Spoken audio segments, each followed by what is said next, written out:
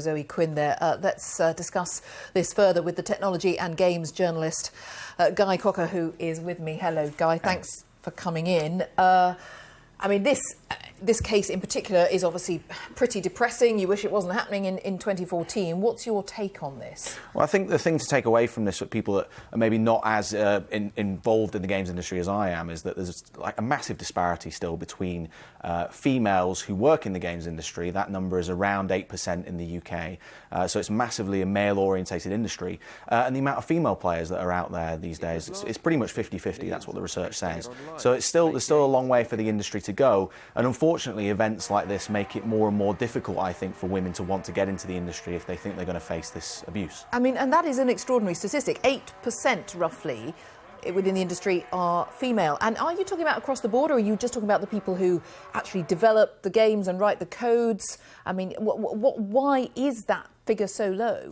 Well, I think it's a kind of a chicken and egg scenario, really.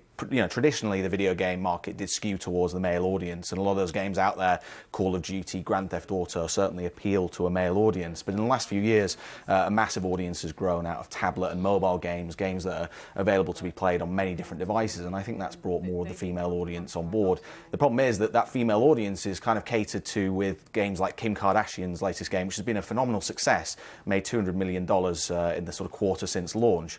But those sort of games don't always appeal to the female audience. So really, as an industry, we need to bring more female game makers and visionaries, but also people that are working in the business in general, to kind of broaden the games that are being made for that female audience. And really, this is the GamerGate scenario is the worst possible thing, because women who come into the industry think that they're going to be targeted.